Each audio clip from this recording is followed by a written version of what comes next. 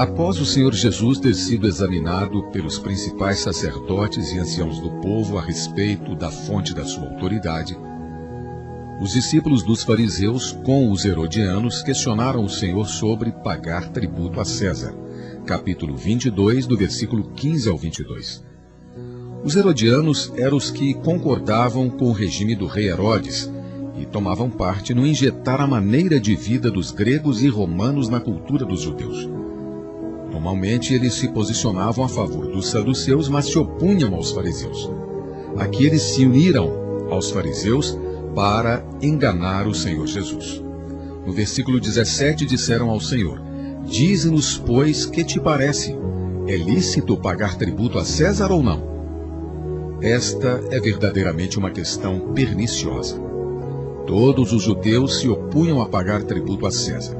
Se o Senhor Jesus dissesse que isso era lícito, ele teria ofendido todos os judeus que seguiam os fariseus. Mas se dissesse que era ilegal, isso daria aos herodianos, que se posicionavam pelo governo romano, uma forte base para acusá-lo. A questão de pagar tributo a César era muito desagradável para os judeus. Eles até mesmo odiavam essa questão. Os fariseus, especialmente, eram contra isso. No entanto, os herodianos concordavam em pagar tributo ao governo romano. Assim, uma das partes se opunha a essa questão e outra lhe era favorável. De acordo com o conceito deles, não importando como o Senhor respondesse sua pergunta, ele ainda assim cairia em uma grande cilada. O Senhor Jesus, no entanto, é sábio e sabe como lidar com essa pessoa, com esse tipo de gente, com cada situação. E no versículo 19 ele disse: Mostrai-me a moeda do tributo. Então mostraram-lhe um denário. O Senhor não mostrou a moeda romana, mas pediu-lhes que lhes mostrassem uma. Já que eles possuíam uma das moedas romanas, foram capturados. Por terem uma moeda romana, eles já teriam, ou mesmo já tinham perdido essa causa.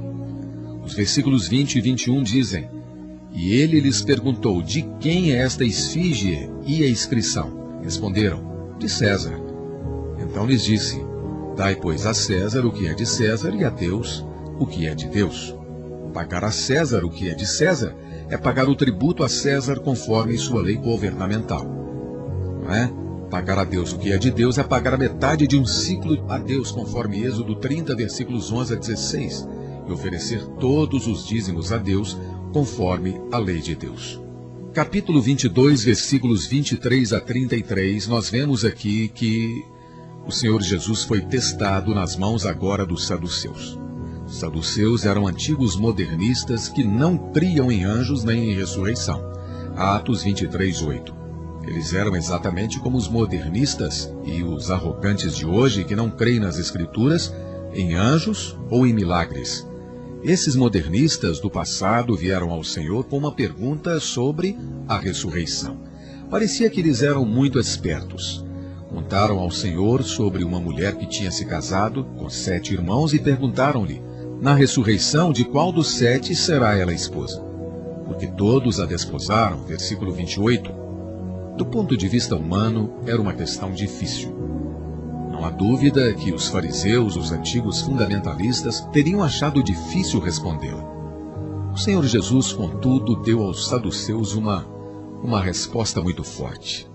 O versículo 29 diz: Respondeu-lhes Jesus: Errais não conhecendo as Escrituras, nem o poder de Deus.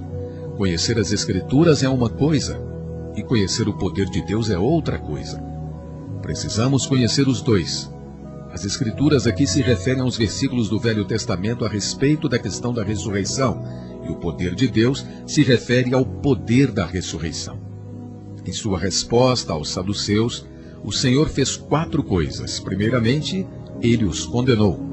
Depois ele os repreendeu. Então os ensinou e finalmente os amordaçou, conhecendo-os ao dizer-lhes que estavam errados. Todo modernista está errado, amigo. Por isso eles precisam ser condenados. Os modernistas de hoje devem ser condenados por negarem a ressurreição, os anjos e os milagres. No versículo 30 ele disse: Porque na ressurreição não casam, nem se dão em casamento, são, porém, como os anjos do céu. Isso significa que na ressurreição não haverá homem ou mulher. Assim não haverá casamento. Isso acontecerá pelo poder de Deus. Aqueles que negam a ressurreição não conhecem o poder de Deus. Para ajudar os saduceus a conhecer a profundidade da verdade implícita nas Escrituras, o Senhor disse: "E quanto à ressurreição dos mortos, não tendes lido o que Deus vos declarou? Eu sou o Deus de Abraão, o Deus de Isaque e o Deus de Jacó? Ele não é o Deus de mortos, e sim de vivos. Já que Deus é o Deus de vivos, e é chamado o Deus de Abraão, Isaque e Jacó, esses três que morreram, é claro que serão ressuscitados." Essa é a maneira como o Senhor maneja as Escrituras, não somente pela letra, mas pela vida e poder implícitos nela. Quando os fariseus souberam que o Senhor tinha silenciado os saduceus, eles se reuniram em conselho para decidir o que iriam fazer. Então um deles, intérprete da lei, experimentou ao Senhor e queria fazer uma pergunta sobre o grande mandamento da lei. O intérprete era alguém versado na lei de Moisés, um profissional, vamos dizer assim, do Velho Testamento. O Senhor disse que o grande primeiro mandamento era amar o Senhor de todo o coração, alma e entendimento. Versículos 37 e 38. Então ele continuou: "O segundo semelhante a este é: amarás o teu próximo como a ti mesmo. Desses dois mandamentos dependem toda a lei e os profetas." Esses dois mandamentos são ambos uma questão de amor. Amar a Deus ou amar ao homem. O amor é o espírito dos mandamentos de Deus. Em todos esses testes, o Senhor Jesus foi questionado sobre 4 coisas: religião, política, crença e lei. Quanto à religião, ele foi questionado sobre a fonte de autoridade nas atividades religiosas. Quanto à política, ele foi questionado sobre pagar tributo ao governo romano. Quanto à crença, foi questionado sobre crer na ressurreição. Quanto à lei, foi questionado sobre qual era o grande mandamento. De todas as 4 direções, os que testaram o Senhor Jesus foram então calados e nada mais tinham a perguntar, nem mesmo a dizer. Louvado seja o Senhor. Após ter sido questionado, o Senhor fez uma pergunta aos fariseus. Os versículos 41 e 42 dizem: "Reunidos os fariseus, interrogou-os Jesus: Que pensais vós do Cristo? De quem é filho?"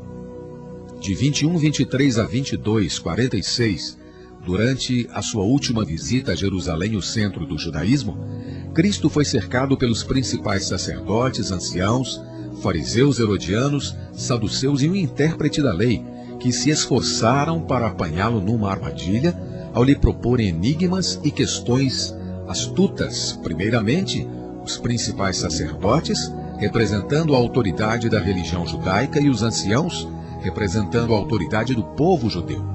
Perguntaram-lhe sobre sua autoridade. 21, 23. Essa foi uma pergunta conforme o conceito religioso deles. Em segundo lugar, os fariseus fundamentalistas e os herodianos políticos fizeram-lhe uma pergunta sobre política. Em terceiro, os saduceus modernistas questionaram-no sobre a fé fundamental. Em quarto, o intérprete da lei fez-lhe uma pergunta sobre a lei. Após responder todas as questões sabiamente, ele lhes fez uma pergunta com respeito a Cristo. Essa é a pergunta das perguntas. As perguntas deles estavam relacionadas à religião, política, crença e lei. A questão do Senhor era sobre Cristo, que é o centro de todas as coisas. Eles conheciam a religião, a política, a crença e a lei, mas não prestavam atenção em Cristo, que é o mais importante, que é o centro de todas as coisas. Então, o Senhor lhes perguntou: Que pensais vós do Cristo? Essa pergunta das perguntas deve ser respondida por todos. Você, amigo, o que você pensa a respeito de Cristo? As pessoas têm hoje muitas perguntas, mas todas elas podem ser classificadas em 4 categorias: religião, política, crença e lei. Assim como nos tempos antigos, as pessoas hoje se preocupam com essas coisas e não com Cristo.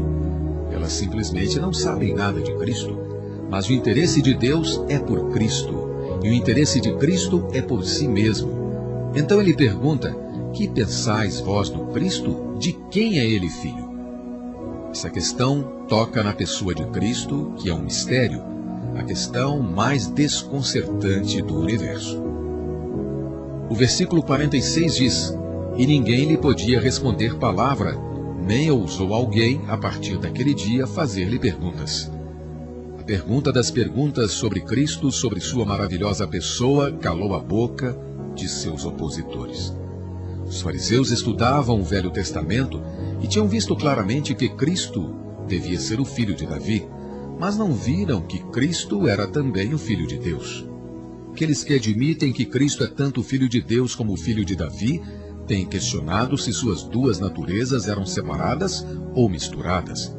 Em vez de questionar sobre a pessoa de Cristo, deveríamos dizer: aleluia, temos uma pessoa maravilhosa. Amém. Temos uma pessoa que é gloriosa e misteriosa. Ele é tão maravilhoso que não podemos compreendê-lo adequadamente. Considerem o que diz Isaías capítulo 9, versículo 6. Porque um menino nos nasceu, um filho se nos deu. E o seu nome será maravilhoso, conselheiro, Deus forte, Pai da eternidade, príncipe da paz. Levará toda a eternidade para compreendermos este versículo, não é verdade? Cristo é um menino, porém, ele é o Deus forte. Ele é o Filho, porém é chamado de Pai da eternidade. Não pensem que podemos entender Cristo adequadamente hoje. Não. Ele é maravilhoso demais e muito além da nossa compreensão. Não podemos entender totalmente nem a nós mesmos, quanto mais a Cristo, não é verdade? Você sabe onde está o seu espírito? Você sabe onde está a sua alma? Você pode localizar o seu coração? Quanto mais se analisar, mais você se achará num labirinto. Quanto mais a Cristo, não é? Quão maravilhoso Cristo é! Ele é tanto Deus como homem, tanto Filho de Deus como Filho de Davi. Além disso, Ele está tanto nos céus como em nós. Ele está dentro e fora. Ele está no topo e na base. Ele é o maior e é também o menor. Oh, Cristo é tudo, amigo. Cristo é tudo. Não seja levado ao laço diabólico do debater a respeito da pessoa de Cristo. Pensar que conhece tudo sobre a pessoa de Cristo é uma indicação que você já está enredado. Embora possamos conhecer Cristo, não o podemos compreender totalmente. Sabemos que Jesus Cristo é o Filho, que é também chamado o Pai, pois a Bíblia assim nos diz. Mas sabemos que Cristo é o Filho de Deus e o Filho do homem, e que ele tem tanto a natureza divina como a natureza humana em uma só pessoa. Ele é uma pessoa com duas naturezas e duas vidas. No entanto, ele está além de nossa habilidade de compreender isso inteiramente. Simplesmente cremos em tudo que a Bíblia diz. Aleluia! E o louvamos por ser tão maravilhoso. Precisamos adorá-lo. Precisamos recebê-lo, desfrutá-lo e experimentá-lo como único maravilhoso. Louvado seja o Senhor.